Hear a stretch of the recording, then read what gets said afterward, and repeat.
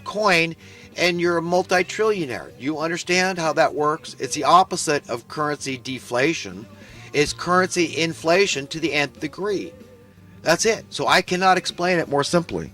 But I wanted to talk how to finish up with this, understanding of sound currency from unsound currency. People might ask, well, what does it take to attain this sound currency? Because it sounds pretty good that, this would lead to an ideal society, basically, where we had equality, and that didn't mean we were equally poor like in communism or something, but that meant that we were equally prosperous, that we served one another, and we were willing to do so, and it had nothing to do with money. It had to do with stuff. That's it. That's all it had to do with. That, you wanted a nice house. I mean, remember back in the day, the Victorian houses, with the care that people used to put into stuff? But, so many of these, homeless people would be happy with just a central, apartment complex with, a nice courtyard they could be sociable in, a series of these things, and this would be a nice place for a lot of people to live. I think for families to be brought up in places that had common courtyards.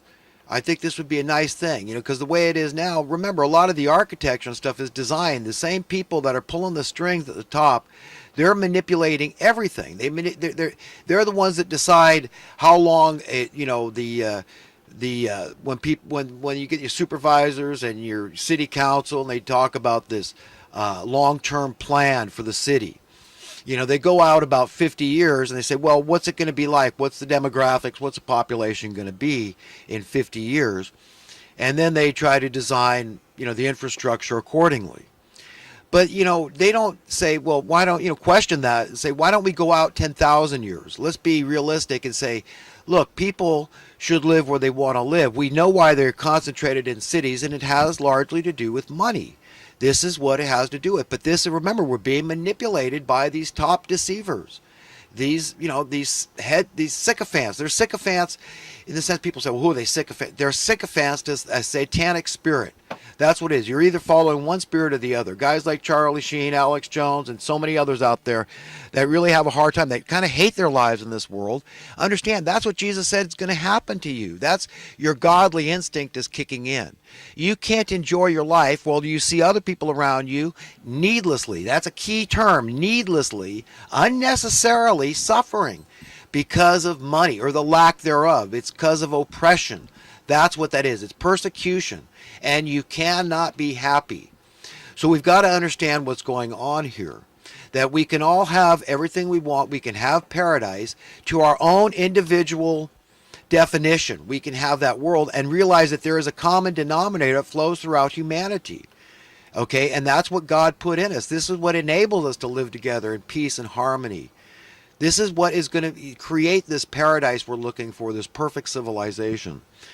So how to attain sound currency? Well, it's like pulling teeth. You see where it got JFK. He was going to abolish the Federal Reserve, got his brains blown out, had already enacted Executive Order 11,110, but nobody asked why it was never activated, why the mass media, mainstream media, never talks about it anymore.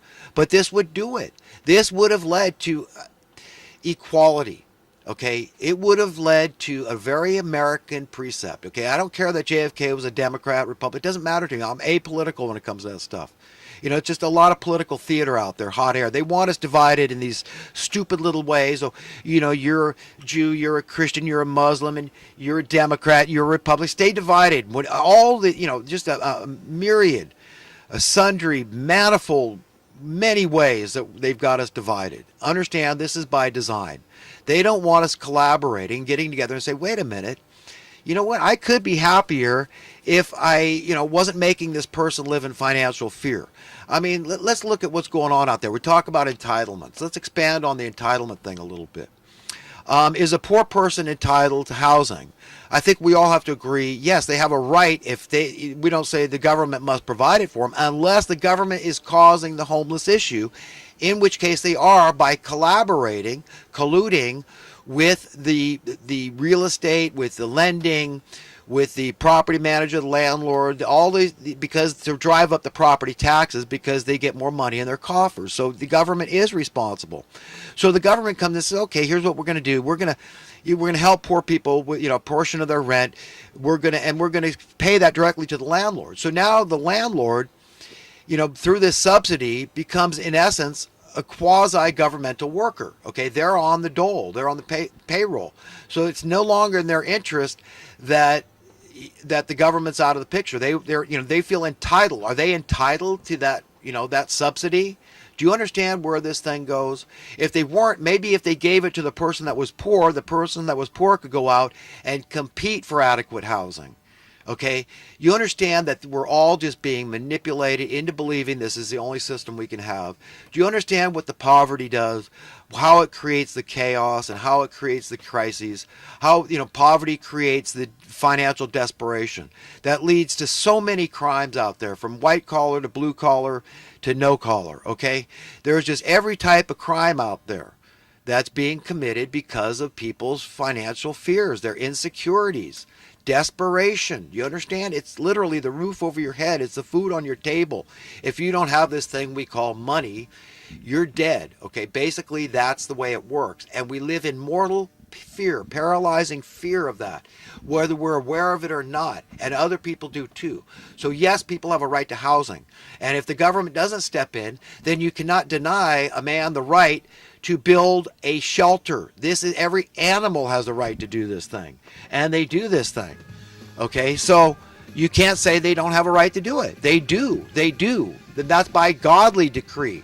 That's not by the decree of man. This is where atheism, I have to go separate ways here, because who is your boss then? Who is if these people, as we can agree, are illegitimate overlords, then this is anarchy. It's not because I want anarchy. I prescribe to many of the laws of men. I believe in safe driving.